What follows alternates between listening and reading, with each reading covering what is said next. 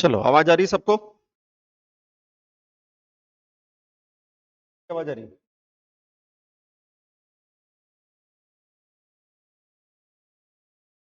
Online वाले बच्चों को आवाज आ रही है?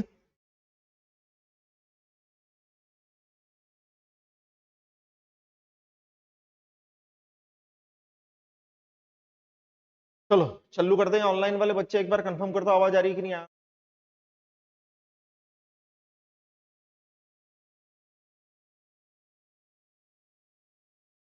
स्टार्ट करते हैं।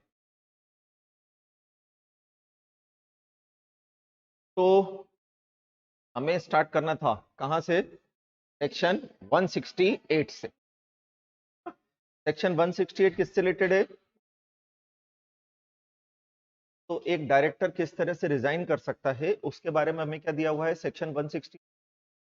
अगर डायरेक्टर रिजाइन करना चाहता है तो रेजिग्नेशन क्या प्रोविजन वो 168 के अंदर दिए।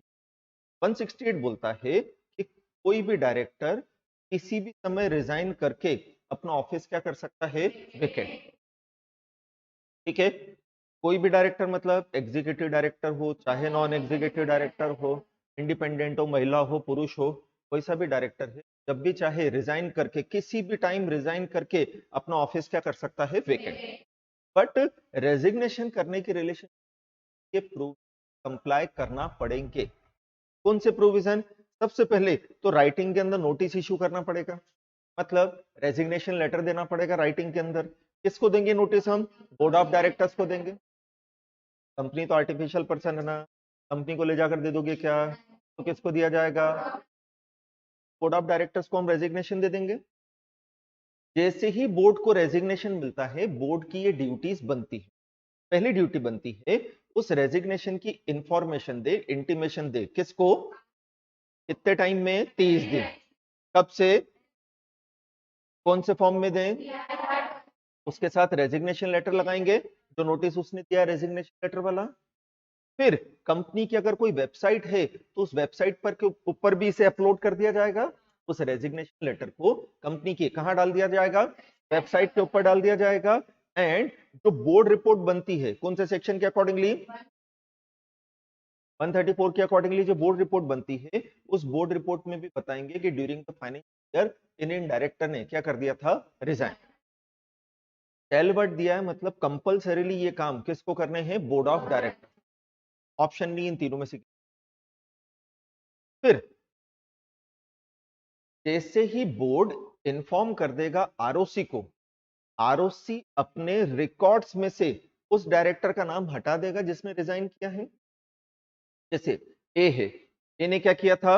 रिजाइन किया था, है ना। अब ए ने रिजाइन कर दिया है तो ऐसी सिचुएशन में 12 तारीख को ए ने रिजाइन किया, है ना। Then board of director resignation letter मिल गया, उसके बाद आरओसी को बता दिया। आरओसी को बताया 18 तारीख को। रेजिग्नेशन लेटर कौन सी डेट का है? 12 का। तो आरओसी 18 को अपने रिकॉर्ड में क्या कर लेगा? चेंज कर लेगा। वो लिख देगा कि 12 तारीख से ये व्यक्ति क्या नहीं रहा? डायरेक्टर नहीं रहा।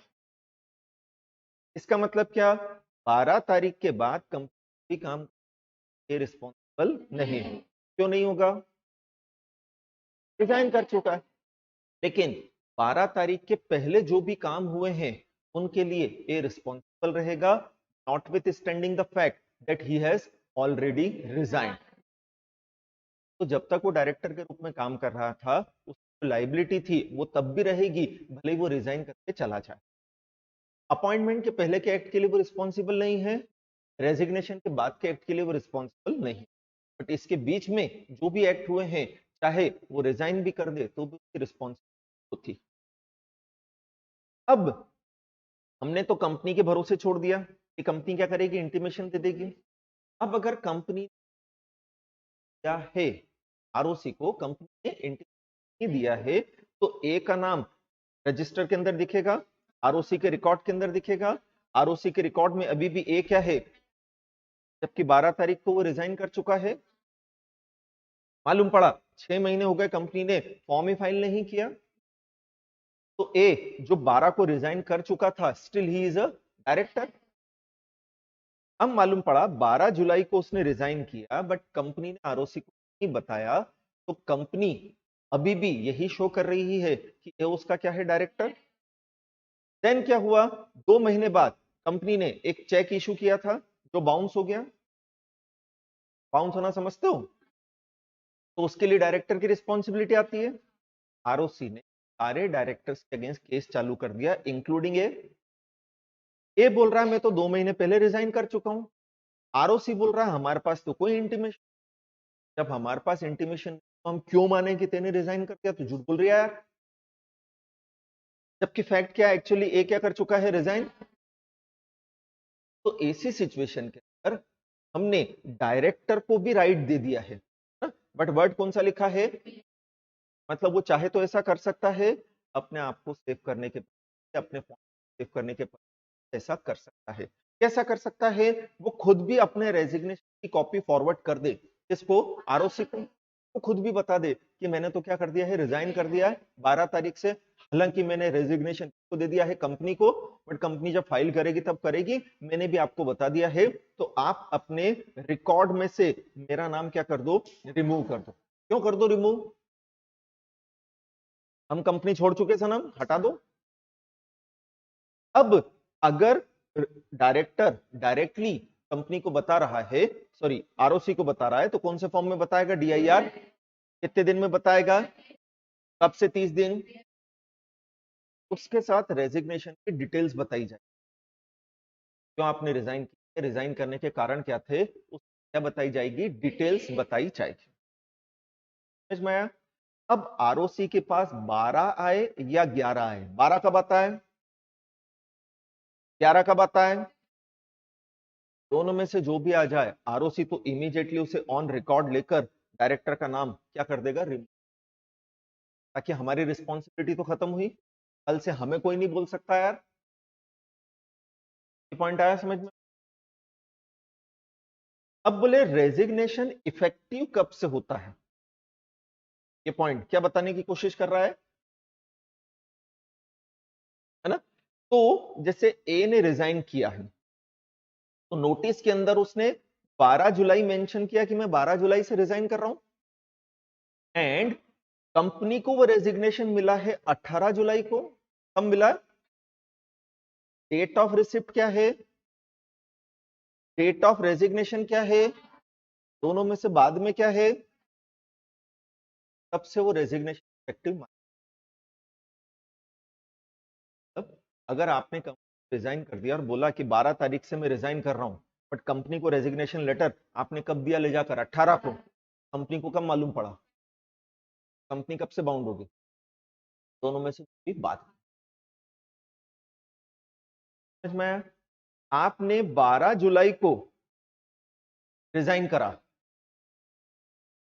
या यूं कहो कि आपने 12 जुलाई को रेजिग्नेशन लेटर दे दिया है कंपनी को, और रेजिग्नेशन लेटर के अंदर क्या लिखा है कि 30 जुलाई से मैं नहीं आऊंगा।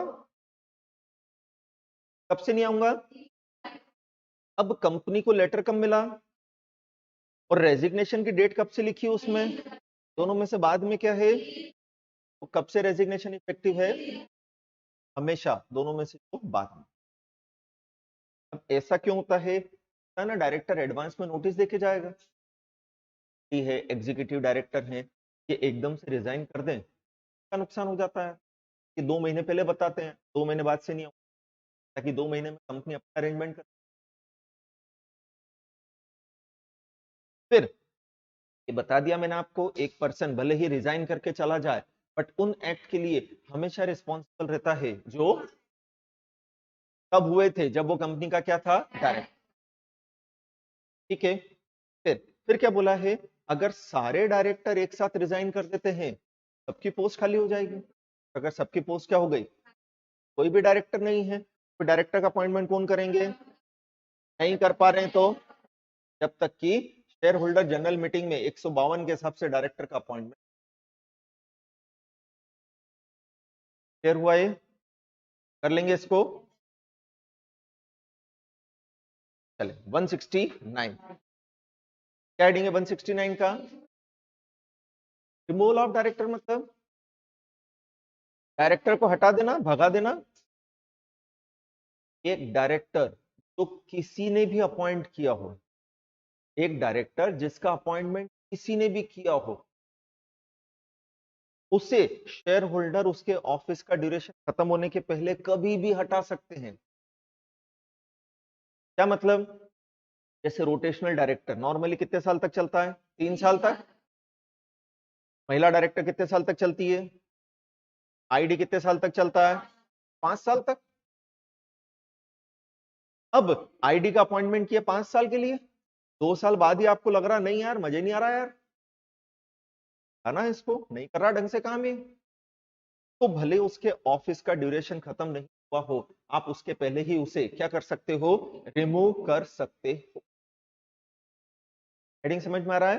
तो एक पर्सन जो एज ए डायरेक्टर अपॉइंट हुआ था, एग्जीक्यूटिव हो नॉन एग्जीक्यूटिव हो, कोई सा भी डायरेक्टर अपॉइंट हुआ था, ऑफिस का ड्यूरेशन अभी खत्म, और उसके पहले शेयर होल्डर उसे रिमूव करना चाहते हैं तो बिल्कुल कर सकते हैं, कोई रिस्ट्रिक्शन नहीं है। आपको कौन सा सेक्शन कंप्लाई करना है? तो 2 डायरेक्टर को छोड़ दो या 3 डायरेक्टर को छोड़ दो, कोई सा भी डायरेक्टर हो, किसी भी तुर्रम खां ने अपॉइंट किया हो, शेयर होल्डर 169 में उसे हटा सकते हैं। क्या बोला मैंने? बोल के बताओ।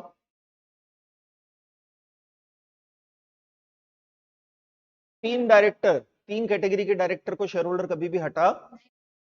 पहला पहला बोला है कि एनसीएलटी ने जिसे डायरेक्टर बनाया था 242 में, ऑपरेशन मिसमैनेजमेंट का केस पड़ा था, क्लास एक्शन पड़ा था, पड़ा था कि भाई एनसीएलटी कंपनी के शेयर्स को मैनेज करने के पर्पज से किसका अपॉइंटमेंट करेगा? डायरेक्टर का। तो जो डायरेक्टर किसने अपॉइंट किया है, कौन से सेक्शन में? शेयर होल्डर नहीं हटा सकते हो, चाहे तो भी नहीं हटा सकते। दूसरा 163 के अकॉर्डिंगली जो डायरेक्टर अपॉइंट हुआ है, क्या था 163? Principle of proportional representation. क्या था बोलो? इसमें माइनॉरिटी से डायरेक्टर का अपॉइंटमेंट करवाते हैं, और वहां भी हमने पढ़ा था कि जो डायरेक्टर किसने अपॉइंट किया है, 163 के अकॉर्डिंगली शेयर होल्डर ने किया है, can not be removed by the share holder under section 169। तीसरा है अपना नॉमिनी डायरेक्टर, लिखा नहीं है बट फिर भी याद कर लेंगे। कौन सा डायरेक्टर? नॉमिनी डायरेक्टर का अपॉइंटमेंट बोर्ड क्यों करता? क्योंकि लोन लिया था, एंड बैंक या फाइनेंशियल इंस्टीट्यूशन ने रिप्रेजेंटेशन दिया था, उनके रिप्रेजेंटेशन के कारण अपॉइंट हुआ था। जब तक उनकी लोन का रीपेमेंट आप नहीं कर देते उसे हटाया नहीं जा सकता। कोई 3 डायरेक्टर को छोड़कर कोई भी डायरेक्टर हो, कोई भी पहलवान हो, किसी ने भी अपॉइंट किया हो, शेयर होल्डर उसे रिमूव कर सकते हैं। अपने को कौन सा रेजोल्यूशन पास करके रिमूव करेंगे? क्या इंडिपेंडेंट डायरेक्टर को भी कर सकते हैं? इंडिपेंडेंट डायरेक्टर की फर्स्ट टर्म कितने साल के लिए होती है? कौन सा रेजोल्यूशन पास करके? तो उसको रिमूव करने के लिए भी कौन सा पास करोगे? सेकंड टर्म के लिए, तो रिमूव करने के लिए भी कौन सा पास करोगे? ठीक है, तो सेकंड टर्म के पहले अगर हटा रहे हो तो रिजोल्यूशन पास करके। लॉजिक समझ में आ गया? क्योंकि अपॉइंटमेंट भी कैसे हुआ था? स्पेशल से हुआ था, तो रिमूवल भी कैसे होगा? स्पेशल। फिर डायरेक्टर को रिमूव करने के लिए शेयर होल्डर एक स्पेशल नोटिस देंगे। जहां स्पेशल नोटिस आ जाता है मतलब ये क्या हुआ? Resolution requiring special notice. Resolution कितने तरह के पढ़े थे हमने? ऑर्डिनरी, स्पेशल एंड ये रेजोल्यूशन रिक्वायरिंग स्पेशल नोटिस है ना। तो फिर ऐसा नोटिस हम देंगे कम से कम कितने दिन पहले देते हैं? जनरल मीटिंग की डेट से 14 दिन पहले। किसको दिया जाता है? कंपनी को दिया जाता है। देन कंपनी 7 दिन पहले किसको देगी? उस डायरेक्टर को बताएगी। जैसे ही कंपनी के पास नोटिस आता है, कंपनी उस नोटिस की इंटीमेशन उस डायरेक्टर को हटाने का बोला था, और बोलेंगे तेरे को तेरा रिप्रेजेंटेशन देना हो तो दे दे, तेरे को कुछ कहना हो, तेरे को opportunity of being heard they रहे हैं, कहना हो तो पहले हम तेरी बात भी, कोई दिक्कत वाली बात नहीं है।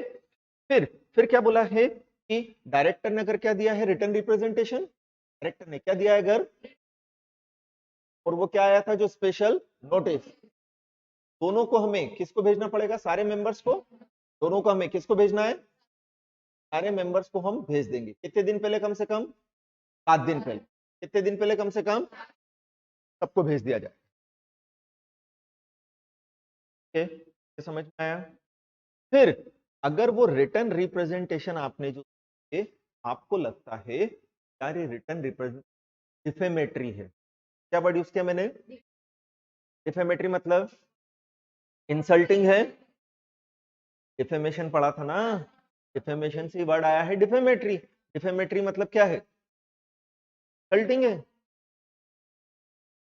इररिलेवेंट है, मतलब टॉपिक से रिलेटेड है ही नहीं, कुछ तो भी भलती बात कर रहा है, तो इररिलेवेंट है, ये डिफेमेटरी है। तो ऐसी सिचुएशन के अंदर, ऐसी सर्कमस्टेंसेस में हम अगर वो रिटर्न रिप्रेजेंटेशन नहीं करना चाहते हैं तो किसके पास चले जाएं? एनसीएलटी के पास। किसके पास चले जाएं बेटा? एनसीएलटी के पास। एनसीएलटी को सेटिस्फाइड कर दें। किस चीज से सेटिस्फाइड करें? तो रिटर्न रिप्रेजेंटेशन है, क्या है ये? जो ये नीडलेस पब्लिसिटी लेने के लिए किसी भी डिफेमेटरी पर, ये इररिलेवेंट है, कैसा है ये? और एनसीएलटी अगर सेटिस्फाइड हो जाता है बोल देगा मत भेज, ना ही जनरल मीटिंग में पढ़कर सुन। इवन एनसीएलटी बोल सकता है कि कंपनी के रिटर्न रिप्रेजेंटेशन या कंपनी का पिटीशन फाइल करने में जो खर्चा आया ना, वो खर्चा कौन पे करेगा? भले ही डायरेक्टर उस पिटीशन पार्टी नहीं था, तो भी कौन पे करेगा? वो डायरेक्टर। पॉइंट आया समझ में? फिर अब डायरेक्टर हट गया है, वैकेंसी हो गई, क्या कहलाएगी ये? से कौन भरेगा? अगर नोटिस आया था तो हटाओ और उनकी वर्मा जी को अपॉइंट करो, हटा भी सकते, वर्मा जी को अपॉइंट कर भी सकते। अगर नोटिस केवल ये आया था किसको हटाओ, की जगह किसको लाना, ये कुछ भी बताया था क्या? तो फिर उस वैकेंसी को कैजुअल वैकेंसी बाद में बोर्ड भर देगा। बट अगर नोटिस आया था शर्मा को हटाओ और वर्मा जी को लेकर आओ, शेयर होल्डर ही शर्मा को हटा भी देंगे और किसको ले आएंगे? अपने को। फिर जिस डायरेक्टर को हटाया है, अगर उसे लॉ के प्रोविजन के अकॉर्डिंगली डैमेजेस कंपनसेशन देने का राइट है तो वो क्लेम कर सकता है, हम उसे कंपनसेशन देने से रोक नहीं रहे, है ना? बट इस सेक्शन में नहीं, कहीं और किसी सेक्शन के अंदर उसे कंपनसेशन का राइट है, वो क्लेम कर सकता है, कोर्ट में जाकर क्लेम करे, जाएगा कंपनसेशन तो ले ले। फिर 170 याद है, एक रजिस्टर मेंटेन करते थे अपन, किसका? एवज। हाँ, तो उसी रजिस्टर के बारे में बताया यहाँ पर, पढ़ लेना ये तो, ये अपन पढ़ ही चुके हैं। रिटर्न फाइल करने का कितने दिन में फाइल करते हैं? कितने दिन में फाइल करते हैं?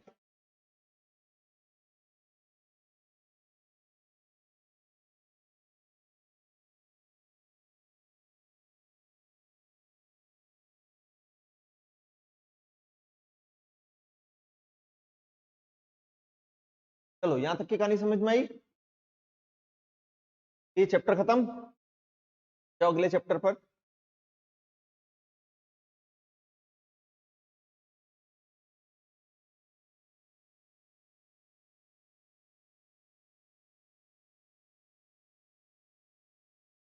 बीस दिन पढ़ा था अपन ने इसको क्लास में,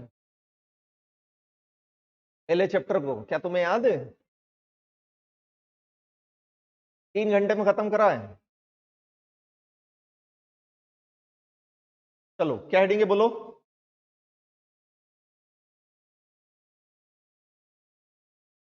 meeting of board and its powers. Pencil की चल रही है?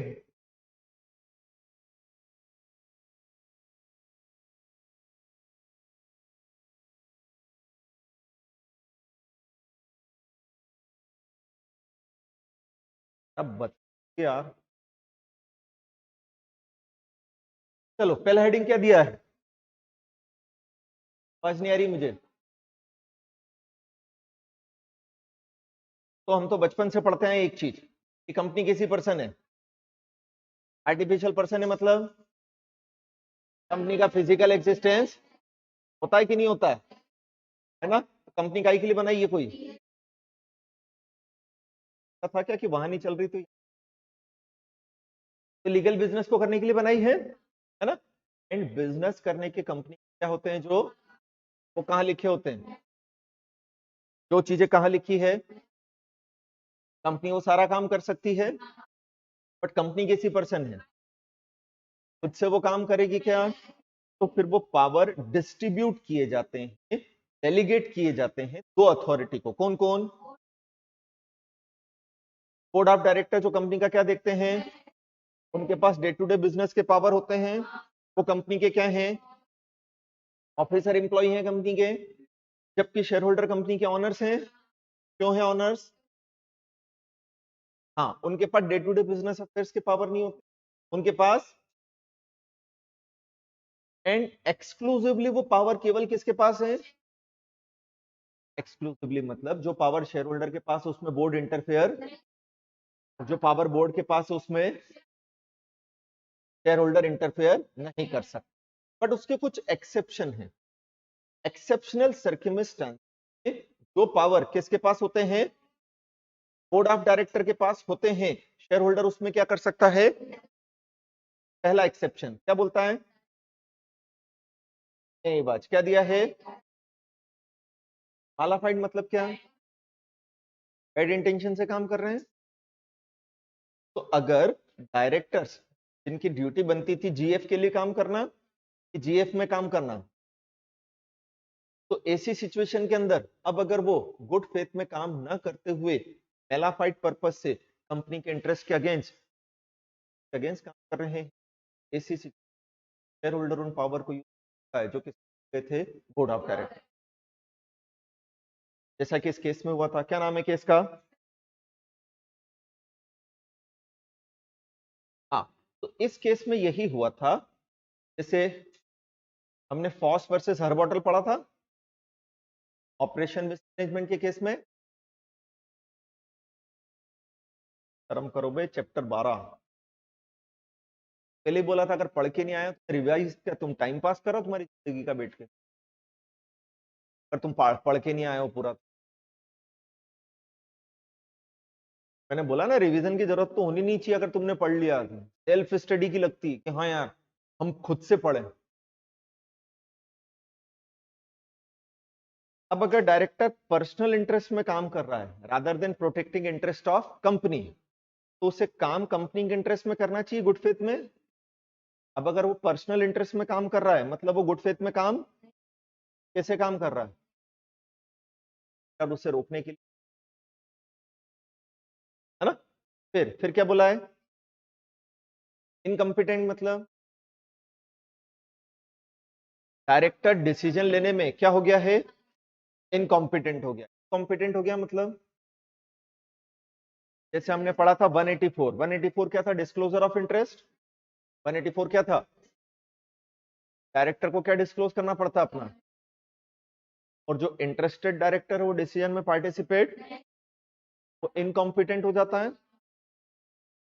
अगर सारे के सारे डायरेक्टर क्या हो गए? इंटरेस्टेड, क्या वो कॉम्पिटेंट है डिसीजन लेने के लिए? फिर डिसीजन लेगा कौन? शेयर होल्डर लेगा डिसीजन। नेक्स्ट नेक्स्ट क्या दिया है? डेडलॉक मतलब होता है डिस्प्यूट।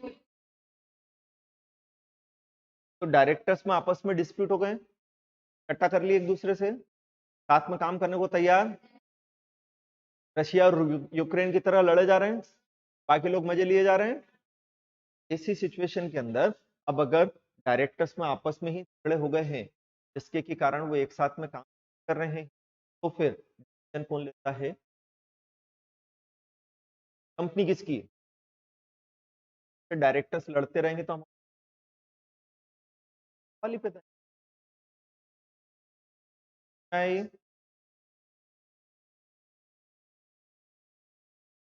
चलो नेक्स्ट, क्या सेक्शन दिया बोलेंगे? हाँ, क्या हेडिंग है 173 का? तो हमने पढ़ा था शेयर होल्डर डिसीजन का लेते हैं, बोर्ड ऑफ डायरेक्टर डिसीजन का लेते हैं। अब बोर्ड मीटिंग कब होगी कैसे होगी उसके बारे में पढ़ रहे हैं अपन, ठीक है। तो जो फर्स्ट बोर्ड मीटिंग कितने दिन में होगी? कब से? जब कंपनी का इनकॉर्पोरेशन हुआ था उसके बाद कंपनी की बोर्ड मीटिंग होगी, और कितने दिन में करना जरूरी है? उसके बाद साल में कम से कम कितनी मीटिंग करना है? 4। और 2 मीटिंग के बीच में 100, साल में कम से कम कितनी मीटिंग करेंगे? और 2 मीटिंग के बीच में 100, ज्यादा का गैप नहीं होना, है ना। सेंट्रल गवर्नमेंट किन्हीं कंपनीज को एग्जम्पशन प्रोवाइड कर सकती है, प्रोवाइड कर सकती है, एग्जम्पशन प्रोवाइड कर सकती है। बाकी को भी वॉइस ब्रेक हो रही है क्या प्रिया? यहाँ से सब ठीक है?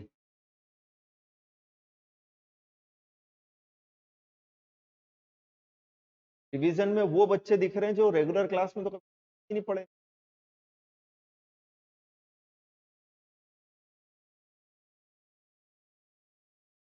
वॉइस क्यों ब्रेक हो रही भाई? ढंग से बोल रहा हूँ ना।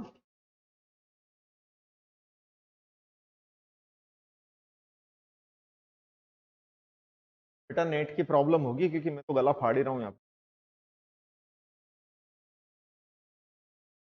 फिर ओपीसी, स्मॉल कंपनी, एक प्राइवेट जो स्टार्टअप है, एक प्राइवेट जो क्या है? स्टार्टअप है। तो ऐसी सिचुएशन उन्हें भी पहली मीटिंग तो 30 दिन में ही करना है, कॉर्पोरेशन से 30 दिन में करना है। फिर उसके बाद क्या?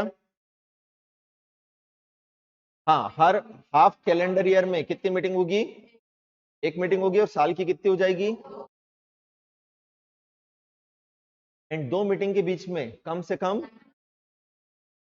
90 डेज का गैप होना चाहिए, होना चाहिए। फिर ओपीसी में अगर एक ही डायरेक्टर है तो वो बोर्ड मीटिंग करेगा क्या? ऑब्वियसली नहीं करेगा, अकेला किससे मिलना है। फिर सेक्शन 8 वाली कंपनी जो है ना, वो भी हर 6 कैलेंडर मंथ में एक मीटिंग करेगी। फिर जो आईएफएससी कंपनी है उसकी पहली मीटिंग कितने दिन में होगी? 60 दिन। इनकॉर्पोरेशन से कितने दिन में? 60 दिन। फिर हर हाफ कैलेंडर ईयर में एक मीटिंग करना है, साल की कितनी कर लेना है? 2। फिर हमें सेक्रेटरी स्टैंडर्ड भी देखना है, इससे रिलेटेड बोर्ड मीटिंग से रिलेटेड सेक्रेटरी स्टैंडर्ड भी देखना है ना। अब सेक्रेटरी स्टैंडर्ड क्या कहते हैं? तो सेक्रेटरी स्टैंडर्ड का ये कहना पड़ रहा है कि आपको साल की कितनी मीटिंग करना है? 4। साल की कितनी मीटिंग करना है? और 2 के बीच में 100। साल का मतलब कैलेंडर ईयर, फाइनेंशियल ईयर नहीं। साल का मतलब क्या है यहाँ पर? कैलेंडर ईयर से है। ठीक है। फिर बोला है जो ईयर ऑफ इनकॉर्पोरेशन है, क्या है बेटा? जो उसमें पहली मीटिंग तो आप 30 दिन में कर लोगे, के बाद कितनी मीटिंग करनी है? तो उसके लिए बोल दिया है 120 दिन के इंटरवल से आप बाकी की मीटिंग कर लेना। तब ईयर ऑफ इनकॉर्पोरेशन में कम से कम 4 मीटिंग ये जरूरी नहीं। पहली मीटिंग तो कितने दिन में हो जाना चाहिए? के बाद 120 दिन के इंटरवल से आप जितनी मीटिंग कर सकते हो। फिर सेबी अंकल के प्रोविजन केवल किस पे लगते हैं? और किसी पर एप्लीकेबल? एंड बोला है सेबी ये नहीं बोल रहा है कितने टाइम में मीटिंग करना है, क्या करना है, कैसे करना है। वो बोलता है अगर किसी बोर्ड मीटिंग इन मैटर्स पर डिसीजन लेना है, अगर किसी बोर्ड मीटिंग में क्या करना है, तो उसकी प्रायर इंटीमेशन आपको किसको देनी पड़ती है? स्टॉक एक्सचेंज, है ना। वापस से क्या बोलता है ये? तो केवल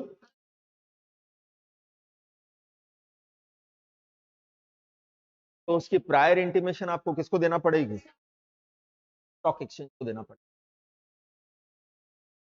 ठीक है। तो जैसे अगर बोर्ड मीटिंग में क्या डिस्कस होना है? क्या बायबैक या फंड रेस करना है, या बोनस के बारे में, तो बोर्ड मीटिंग कम से कम, है ना। फिर फाइनेंशियल रिजल्ट्स के केस में तो कम से कम कितने दिन पहले बताना है? फिर सर सिक्योरिटीज के राइट्स में अल्टरेशन करना है, किस तरह का चेंजेस करना है, कितने वर्किंग डेज पहले बताना पड़ेगा? 11 वर्किंग। नेक्स्ट क्या सेक्शन दिया है? 173 सबसेक्शन 3। क्या हेडिंग है? बोर्ड मीटिंग का नोटिस कम से कम कितने दिन पहले देंगे? कैसे देंगे? किसको? कहां पर उनके? कैसे भेजेंगे? में से किसी भी तरीके से भेज सकते हैं। फिर 7 से कम दिन का अगर नोटिस दिया है तो वो क्या कहलाता है? हाँ, अगर 7 से, तो उसे क्या बोलते हैं हम? अगर मीटिंग कैसे कॉल हुई है तो क्या मीटिंग वैलिड होगी? तो उसके लिए ये प्रोविजन कंप्लाई करना पड़ेंगे। शॉर्टर नोटिस पर अगर आपने मीटिंग वैलिड होगी या नहीं होगी, उसके लिए ये प्रोविजन देखना पड़ेंगे आपको। सबसे पहले बोला है, देखो कंपनी में इंडिपेंडेंट डायरेक्टर अपॉइंटेड है या अगर कंपनी में कौन है, तो जो शॉर्टर नोटिस से मीटिंग बुलाई थी उसमें कम से कम एक आईडी का आना जरूरी है, और अगर उसमें एक आईडी आ जाता है तो बोर्ड मीटिंग वैलिड हो गई। अगर उसमें कौन आ जाता है बेटा? एक, बोर्ड मीटिंग वैलिड हो गई। ठीक है, लेकिन बोर्ड मीटिंग में अगर आईडी, हालांकि कंपनी में अपॉइंटेड है, हाँ हालांकि कंपनी में क्या है, बट बोर्ड मीटिंग में आया क्या? क्या है? तो ऐसी सिचुएशन में बोर्ड मीटिंग हो जाने के बाद उसके क्या बनाओ? मिनट्स। मिनट्स बनाकर सारे डायरेक्टर को सर्कुलेट कर दो, और उन सारे डायरेक्टर में से एटलीस्ट एक आईडी रेटिफाइड कर, एक आईडी रेटिफाइड कर दे, मतलब कंफर्म कर दे कि हाँ सब ठीक है। शॉर्टर नोटिस पे जो आपने मीटिंग कॉल की थी वो क्या हो जाएगी? लेकिन अगर कंपनी में आईडी अपॉइंटेड ही, तो उसका आंसर कंपनीज एक्ट में नहीं लिखा है, ये कंपनीज एक्ट में लिखा है, उसका आंसर लिखा है एसएस में। एसएस बोलता है अगर कंपनी में आईडी अपॉइंटेड ही, तो फिर डिसीजन जो है वो majority of director of company ने अप्रूव किया है। किसने अप्रूव किया है? कंपनी में कितने डायरेक्टर हैं? 12। कोरम के लिए कितने चाहिए? मान लो मीटिंग में आए हैं 5, क्या कोरम है? तो उनकी मेजोरिटी डिसीजन लेती है हमेशा। तो 5 की मेजोरिटी कितनी? ये 3 मेजोरिटी किसकी है? Very good, present at the meeting. हमें क्या बोला है? Majority of director of company के डायरेक्टर कितने हैं? 12 की मेजोरिटी कितनी? 7 की अप्रूवल चाहिए। जबकि मीटिंग में आए कितने थे? तो 5 में से 7 तो अप्रूवल नहीं दे सकते। तो फिर दूसरा तरीका वही है, क्या बनाओ? मिनट्स। मिनट्स बनाकर सबको सर्कुलेट कर दो, और मेजोरिटी ऑफ डायरेक्टर मतलब 12 में से कितने डायरेक्टर कम से कम अप्रूवल कर दें तो पास। समझ में आया? मान लो मीटिंग में ही 7 आ गए थे, सातों ने क्या कर दिया? कोई टेंशन।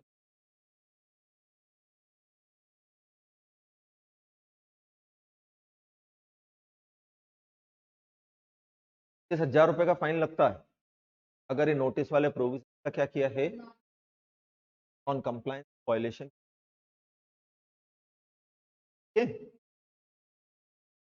और एसएस में क्या कहा है? नोटिस कैसे देंगे? आज सर मीटिंग का नोटिस सारे डायरेक्टर को राइटिंग में दिया जाएगा। जैसे क्या स्पीड पोस्ट या फैक्स या ऑर्डिनरी पोस्ट से नहीं भेजना है। क्यों? प्रूफ नहीं रहता। और हमें बोर्ड मीटिंग का नोटिस भेजा, इसका प्रूफ रखना जरूरी है क्या? क्यों? क्योंकि डिस्क्वालिफिकेशन में लिखा है कि अगर कितनी मीटिंग अटेंड नहीं की तो ऑफिस वेकेंट हो जाएगा। अब आप बोल रहे हो कि ये डायरेक्टर पिछले 12 महीने नहीं आए, तो आपको प्रूव करना पड़ेगा कि आपने उसे क्या दिया था, फिर भी नालायक नहीं है, आपको प्रूव करना। क्या समझ में अपने को? चलो, फिर क्या बोला है? ऐसा नोटिस कम से कम कितने दिन पहले देंगे? जब तक कि आर्टिकल में लॉन्गर पीरियड में, आर्टिकल में हम लिख सकते हैं कि ज्यादा दिन पीरियड पहले दिया जाए। फिर क्या बोला? नोटिस कैसे भेजना है? तो फिर 2 दिन और छोड़ देंगे एक्स्ट्रा, कि पोस्ट से पहुंचने में 48 घंटे लगते हैं, 2 दिन और छोड़ देंगे अपन। बट अगर फैक्स से भेजा है या इमीडिएटली मिलता है और छोड़ने की जरूरत। फिर अगर मीटिंग क्या होती है तो एडजेंट मीटिंग का नोटिस भी सारे डायरेक्टर को देंगे, इवन उसको भी देंगे जो मीटिंग के अंदर नहीं आया। फिर नोटिस में क्या मेंशन करेंगे, काहे काहे का सीरियल नंबर, बोर्ड मीटिंग का 5वें नंबर की, 50वें नंबर की, 70 नंबर की। फिर डे, देखो कहीं भी लिखा है क्या एजेंडा देना, मैंने पढ़ाया था बोर्ड मीटिंग का एजेंडा देना जरूरी किसके हिसाब से, एसएस के हिसाब से। बाद में लिखा है, एसएस में यहां नहीं लिखा बट बाद में लिखा। फिर क्या बोला है, डायरेक्टर्स को ऑप्शन के बारे में बताएंगे। कैसा ऑप्शन, आवाज ठीक आ रही है मेरी, देखना है।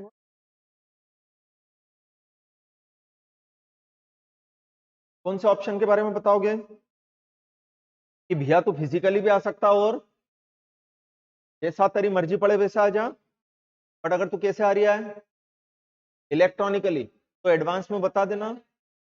बराबर आ रही है, कट कट के आ रही है।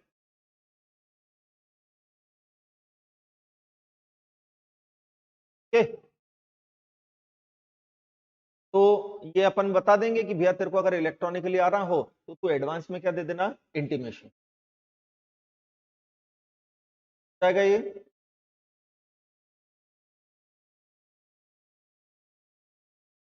अब आवाज आ रही है मेरी। फिर नोटिस हम पोस्टल एड्रेस पर भेजेंगे, डायरेक्टर का जो पोस्टल एड्रेस उन्होंने DIR 2 में हमें दिया था उस पर भेजेंगे। अगर हमारे पास तो दिन के अंदर जो उनका, उस पर भेज देंगे।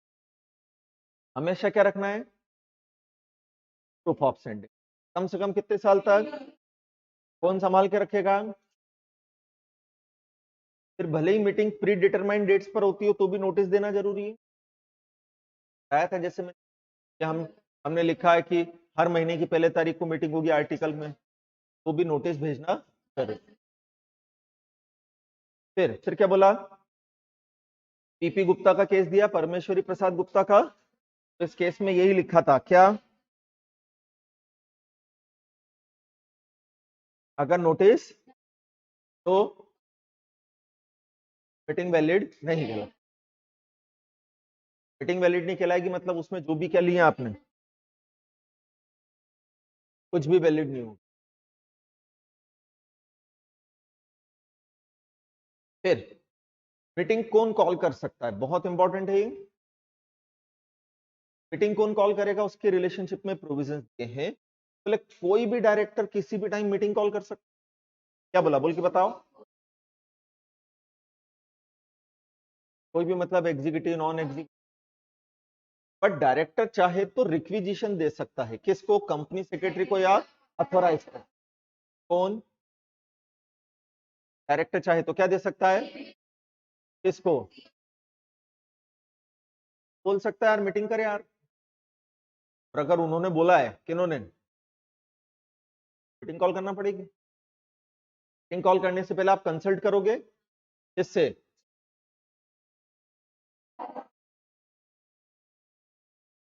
कि ऊपर के प्रोविजंस के अकॉर्डिंगली मीटिंग कॉल होगी, आर्टिकल में कुछ अलग लिख हो जाएगा ये। फिर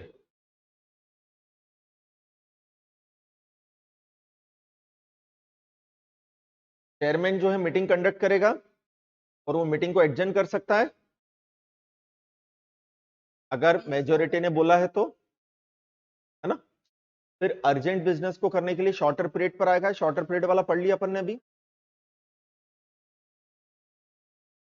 एजेंडा मैंने बताया एसेट्स के हिसाब से क्या देना जरूरी है, काहे का एजेंडा, काहे का एजेंडा, एजेंडा देना जरूरी है किसके हिसाब से, एसेट्स के हिसाब से। इसके भी लगभग वही प्रोविजन है जो ऊपर अभी अपन ने पढ़े थे, है ना। रिवाइज करवाने की जरूरत मुझे दिख नहीं रही है। अब ये 2 पॉइंट हैं जो बहुत इंपॉर्टेंट बनते हैं। बोले क्या, मीटिंग के अंदर अगर यूपीएसआई डिस्कस होना, यूपीएसआई मतलब unpublished price sensitive information, meeting के अंदर अगर क्या डिस्कस होना है, बोलो। अनपब्लिश्ड प्राइस सेंसिटिव इंफॉर्मेशन मतलब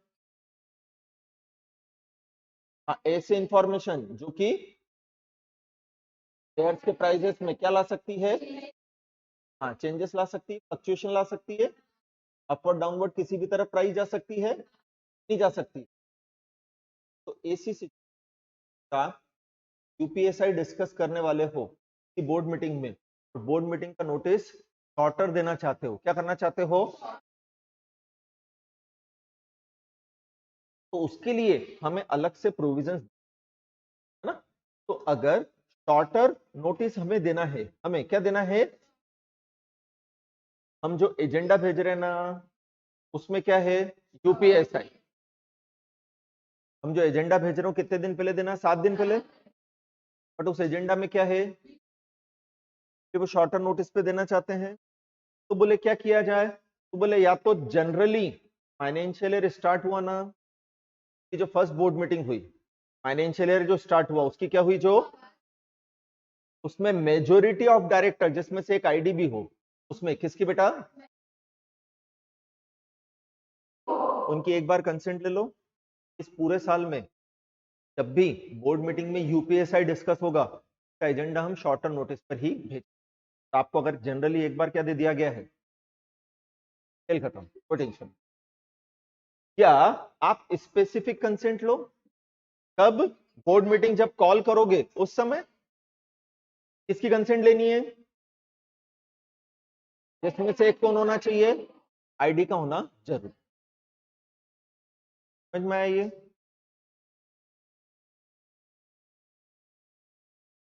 तो प्रैक्टिकल क्वेश्चन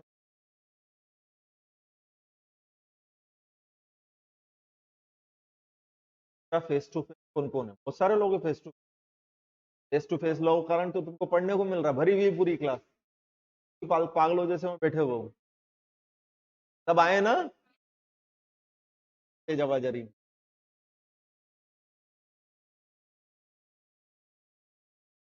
अब फाइनेंशियल ईयर 21-22 है ना, उसकी फर्स्ट बोर्ड मीटिंग हुई,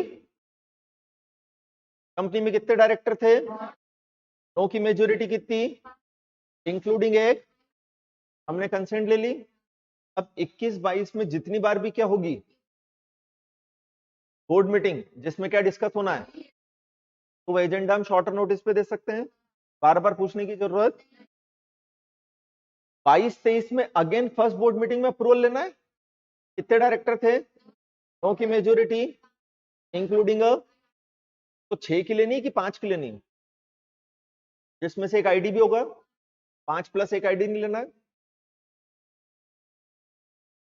अब 22-23 के अंदर जब हमने स्टार्टिंग में कंसेंट ली तब कितने डायरेक्टर थे, तो हमने 5 इंक्लूडिंग एमडी की आईडी की कंसेंट ली।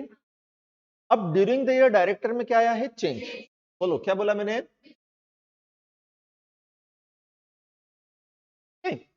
अब डायरेक्टर्स में चेंज आया, एक नया डायरेक्टर अपॉइंट हुआ है, टोटल डायरेक्टर कितने थे पहले, अब एक और कितना हो गया, 10 की मेजोरिटी कितनी, पहले हमें कितने की थी, 5 की ही अप्रूवल थी। अगर मान लो पहले हमें 8 ने अप्रूवल दे रखी थी, कितने ने, तो 9 में से अगर 8 ने अप्रूवल दे रखी थी तो 10 में से भी 8 की अप्रूवल तो है ही, वापस से कुछ करने की जरूरत। बट अगर हमें अप्रूवल ही कितनों ने दी थी, तो 5 की मेजोरिटी नहीं, कितने की है, अगर ऑलरेडी 6 की अप्रूवल थी तो कोई दिक्कत ही नहीं थी, बट ऑलरेडी अगर 6 की अप्रूवल, क्या तो एक 2 तरीके हमारे पास, कोई एक नया डायरेक्टर है ना उससे अलग से कंसेंट ले लो, तो 5 की कंसेंट पहले से थी, एक नए ने दे दी, 6 की हो गई। अगर नया वाला कंसेंट, तो फिर आप वापस से बोर्ड मीटिंग कॉल करो जिसमें कितने डायरेक्टर आएंगे, आप 10 की मेजोरिटी मतलब इंक्लूडिंग कंसेंट। हर्षाली क्या पॉइंट समझ में आया ये बोलो, नोटिस ऑफ मीटिंग वाले सेक्शन का, कि सेक्शन ही नोटिस ऑफ मीटिंग ही चल रहा है। समझ में आया? अब हम देखते हैं डायरेक्टर रिड्यूस हो गए। कितने डायरेक्टर थे? मेजोरिटी। जिन 5 ने अप्रूवल दी है तो 4 ने क्या दी है? अप्रूवल। जिन 5 ने अप्रूवल दी थी उसमें से 2 रिजाइन करके चले गए। अब टोटल डायरेक्टर कितने बचे? ठीक है, 7 में से अप्रूवल कितनों की है? मेजोरिटी 4 की अप्रूवल चाहिए ना, जबकि पहले अप्रूवल कितनों ने दी थी? उसमें से 2 चलेगा तो अप्रूवल कितनों की हमारे पास? हमारे पास ऑलरेडी अप्रूवल कितनों की? 5 में से 2 गए, 3 की। 4 ने तो पहले भी मना किया था। तो ऐसी सिचुएशन में हमें 4 की मेजोरिटी चाहिए, वापस से बोर्ड मीटिंग कॉल करना पड़ेगी। और हर्षाली सेक्शन का नंबर है 173, 73 ही चल। बोर्ड मीटिंग का नोटिस, बोर्ड मीटिंग की फ्रीक्वेंसी सब 173 में ही दिया। हो जाएगा ये। फिर कंसेंट मिल गई, इसे कहां रिकॉर्ड करेंगे? सप्लीमेंट्री नोट्स मतलब कि हमने एजेंडा भेज दिया के बाद भी अगर हमें और कोई इंफॉर्मेशन शेयर, वो सप्लीमेंट्री नोट्स कहलाएंगे, बाद में दे सकते हैं, कोई दिक्कत वाली। ठीक है। फिर क्या बोला है? जो भी डॉक्यूमेंट्स भेजे जाएंगे बोर्ड मीटिंग के एजेंडा के साथ, उस जो बिजनेस है उसका क्या समझाना, आपको नेचर समझाना है, स्कोप, इम्प्लीकेशन सब कुछ बता देना है। जैसे एक्सप्लेनेटरी स्टेटमेंट में आप समझाते हो ना शेयर होल्डर को, इसे ही डायरेक्टर को बता देना, बेसिस पर वो क्या ले सके? डिसीजन।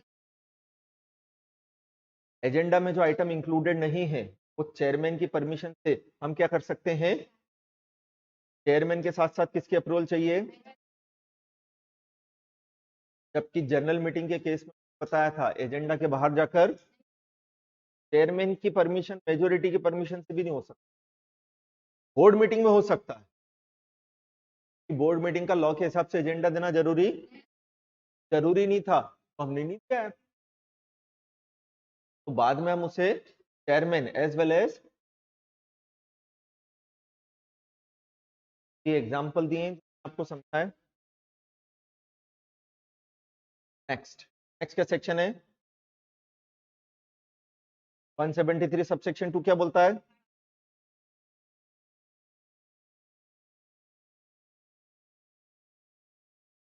तो डायरेक्टर डिसीजन कितने तरह से लेता है बेटा? 2 तरह से।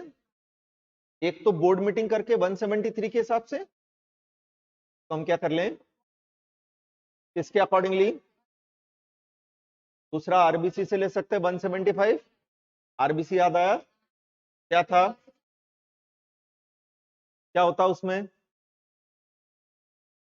डिवाइस में कि हम डायरेक्टर्स के घर पे सारी चीजें भेज देते हैं, वो घर बैठे बैठे अपने को कंसेंट देते हैं, आने की जरूरत होती नहीं, आने की जरूरत। ठीक है। अब क्या बोला है? बोर्ड मीटिंग करना क्या है? हर डिसीजन बोर्ड मीटिंग में ले सकते हैं, कोई डिसीजन नहीं है जो कहां नहीं लिया जा सकता हो। आरबीसी करना कंपलसरी, ऐसा कोई बिजनेस नहीं जो आरबीसी में जरूरी है। आरबीसी से मीटिंग करना ही जरूरी नहीं है। आरबीसी से मीटिंग करना जरूरी है क्या? ये भी जरूरी नहीं। अब अगर क्या होती है तो फिर बोर्ड मीटिंग अटेंड फिजिकली किए जा सकता है और वर्चुअल, है ना। डायरेक्टर बोर्ड मीटिंग में पार्टिसिपेट करेगा, डायरेक्टर क्या करेगा? तो वो फिजिकली कर सकता है और इलेक्ट्रॉनिक मोड मतलब वर्चुअली कर रहा है, ऑडियो विजुअल मींस या वीडियो कॉन्फ्रेंसिंग से। ठीक है। फिजिकली प्रेजेंट होकर वो सारे मैटर्स को ट्रांसलेट कर सकता है क्या? क्या फिर से बोलो। और उसे कोरम के लिए हमेशा काउंट किया जाएगा। इलेक्ट्रॉनिकली प्रेजेंट होकर वो सारे मैटर ट्रांसलेट कर सकता है एक्सेप्शंस को छोड़कर। जो 5 एक्सेप्शन किसने बताए हैं, उनको वो कैसे अटेंड करेगा, कैसे नहीं करेगा? कौन कौन से 5 है? पहला, दूसरा, तीसरा, फिर और बहुत इंपॉर्टेंट है, ये अच्छे से याद होना चाहिए ये। हाँ, तो क्या बोला अपन ने कि इन मैटर्स को डायरेक्टर कैसे अटेंड करेगा, कैसे नहीं कर सकता है, और अगर उसने कैसे किया तो उसे कोरम के लिए काउंट, बट एक्सेप्शनल केस में उसे कोरम के लिए काउंट कर सकते हैं। एक्सेप्शनल केस में उसे काई के लिए काउंट कर सकते हैं, कोरम के लिए काउंट कर सकते हैं। कब? जब इन मैटर्स पर, जब इन मैटर्स पर फिजिकली कोरम प्रेजेंट है।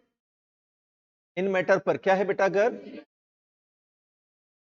इलेक्ट्रॉनिक वालों को काउंट नहीं करें तो कोरम प्रेजेंट है क्या? तो अगर इन मैटर पर क्या है, फिजिकली कोरम, तो फिर इलेक्ट्रॉनिक वालों को भी अलाउड कर दिया जाएगा कि आप आज, कोई दिक्कत नहीं। बहुत इंपॉर्टेंट है, समझ में आया ना? तो अगर कोरम मीटिंग में प्रेजेंट है कैसी, तो अदर डायरेक्टर कैसे काउंट ट्रांजेक्ट कर सकते हैं, कर सकते। ठीक है, तो या तो इन पर्सन कर लो या वीडियो कॉन्फ्रेंसिंग या ऑडियो विजुअल मीट कर रहे हो, तो फिर हम क्या कर सकें प्रोसीडिंग्स को, और और जो डायरेक्टर पार्टिसिपेट कर रहा है उसको भी रिकॉर्ड रिकॉग्नाइज कर सकें अपन। हमारे पास रिकॉर्डिंग होनी चाहिए, स्टोरेज होना, सारी चीजों।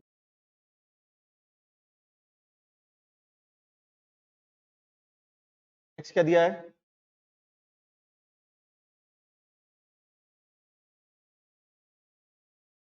क्या समझ में आ रहा है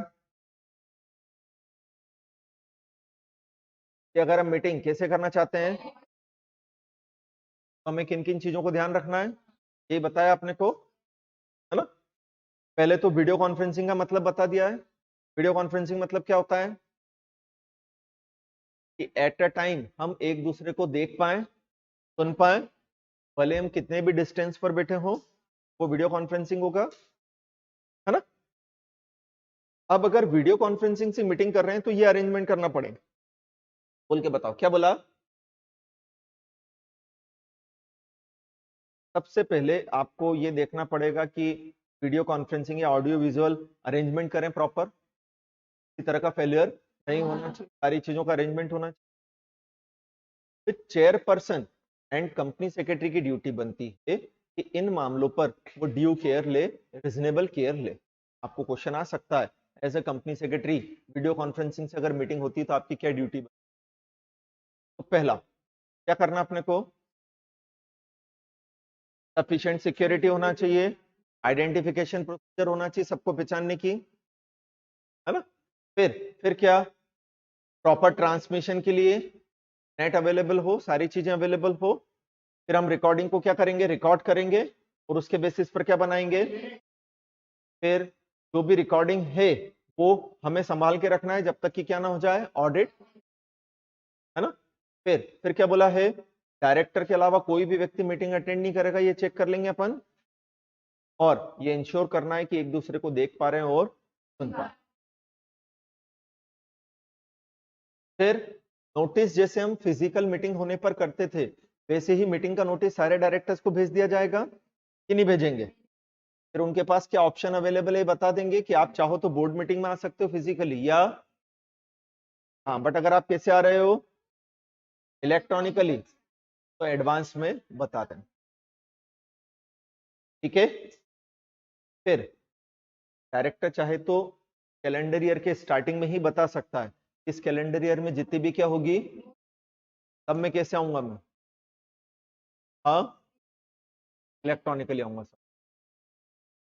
अगर स्टार्टिंग में उसने बता दिया तो उस पूरे कैलेंडर ईयर के लिए उसकी कंसेंट मिल, अगर स्टार्टिंग में उसने पर्टिकुलर मीटिंग को अगर वो इलेक्ट्रॉनिक अटेंड करना चाहता है तो तब बताए।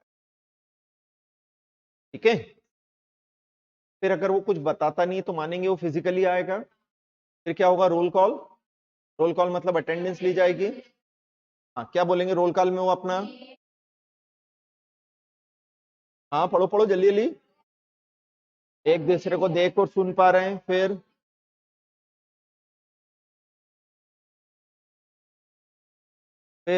रोल कॉल के बाद हम इन्फॉर्म कर देंगे कि कोरम मौजूद है और मीटिंग की प्रोसीडिंग्स को क्या कर दिया जाएगा, चालू। फिर रोल कॉल मीटिंग कंक्लूड होती तब भी कराएंगे, और अगर बीच में ब्रेक होता है फिर मीटिंग का वेन्यू क्या रहेगा, ये पॉइंट इंपॉर्टेंट है।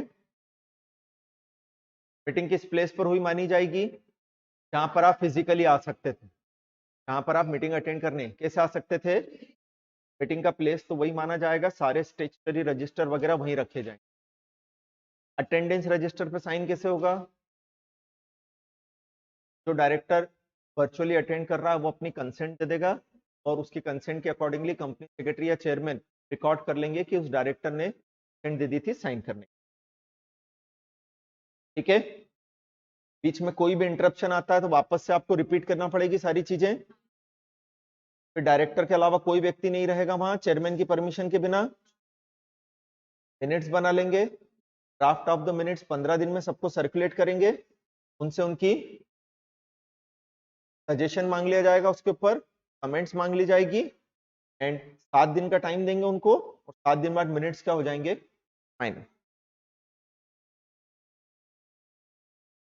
जाएगा। ये नेक्स्ट क्या है, कौन सा सेक्शन है, कंपनीज एक्ट में भी कोरम के प्रोविजन है और सेबी गाइडलाइंस में भी कोरम के प्रोविजन है। कंपनीज एक्ट के सारे कंपनीज पे लग रहे हैं। कौन सा सेक्शन है, क्या बोला है, जबकि सेबी क्या कह रहा है कि जो टॉप, नहीं बस कौन सी टॉप में 1/3 और whichever is, और उसमें से एक आईडी का होना जरूरी, बिना आईडी के आप मीटिंग नहीं कर। कौन सी कंपनी के केस में, अगर वो टॉप 2000 की कैटेगरी में। ओके चलो, कोरम क्या होती है बोल के बताओ, मिनिमम नंबर ऑफ पर्सन जिनका मीटिंग में आना जरूरी है, पर्सन अगर मीटिंग में तो फिर कोरम कितनी, 1/3 और whichever is higher। जबकि सेबी क्या बोल रहा है, 1/3 और whichever is, और एक कंपनी सेक्ट के हिसाब से किसी पर्टिकुलर डायरेक्टर का होना जरूरी। ठीक है, वीडियो कॉन्फ्रेंसिंग से जो आ रहे हैं उनको भी कोरम के लिए काउंट करेंगे, उन एक्सेप्शनल बिजनेस को छोड़कर। फिर अगर कोरम कम हो जाती है तब, अरे यहाँ नंबर ऑफ डायरेक्टर कोरम से भी कम हो गए हैं, क्या बोला बोलो, तो ऐसी सिचुएशन में रिमेनिंग डायरेक्टर केवल 2 पर्पज से काम कर, या तो जनरल मीटिंग कॉल करके डायरेक्टर अपॉइंट करवा लें, या खुद खुद डायरेक्टर अपॉइंट कर लें कोरम के बराबर। फिर अगर इंटरेस्टेड डायरेक्टर, कौन से डायरेक्टर 2/3 या उससे ज्यादा हो जाते हैं ना, फिर से बोलो कौन से डायरेक्टर, तो रिमेनिंग डायरेक्टर अगर कम से कम कितने हैं, तो वो क्या मान लिए जाएंगे, पब्लिक कंपनी में इंटरेस्टेड डायरेक्टर को कोरम के लिए नहीं लेते हैं, किसमें लेते हैं। अब अगर आधे घंटे में कोरम मीटिंग क्या हो जाती है, एडजर्न, तब वो डे अगर फ्रैक्शन आता है कोरम की कैलकुलेशन में, राउंड ऑफ करके, समझ में आया, चेयरमैन मेजोरिटी की कंसेंट मीटिंग को एडजर्न कर सकता है। कोरम ना केवल मीटिंग शुरू होते समय जबकि थ्रू आउट द मीटिंग होना जरूरी है, समझ में आया। प्राइवेट कंपनी के केस में तो इंटरेस्टेड डायरेक्टर को भी लेते हैं, पब्लिक के केस में, और ये लिस्टेड का मैंने आपको बता दिया। सेक्शन 8 वाली कंपनी में कितने मेंबर्स, या 25% of total member, which ever is, quorum होना कम से कम 2 जाएगा ये। नेक्स्ट क्या है, तो हम रिजोल्यूशन कैसे पास कर सकते हैं, आरबीसी मतलब क्या, कि हम बोर्ड मीटिंग सारे डायरेक्टर्स को उनके घर पे ही सारी चीजें भेज देंगे और वो घर से हमें जवाब दे देंगे, तो जितने भी डायरेक्टर्स हैं उनके एड्रेस पर हम सारी चीजें डिलीवर करवा देंगे और वो घर बैठे बैठे हमें अपना रिस्पॉन्स करें। लेकिन अगर 2/3 डायरेक्टर, कितने डायरेक्टर, चेयरमैन को बोलते हैं कि इस मैटर को आप आरबीसी से मत करवाओ, कैसे करवाओ, फिजिकली करवाओ, कैसे करवाओ, तो फिर वो मैटर कैसे करवाया जाएगा, कैसे नहीं, आरबीसी जाएगा ये। चलो यहां तक डाउट हो तो पूछो, नहीं तो जिगल स्टार्ट करते हैं।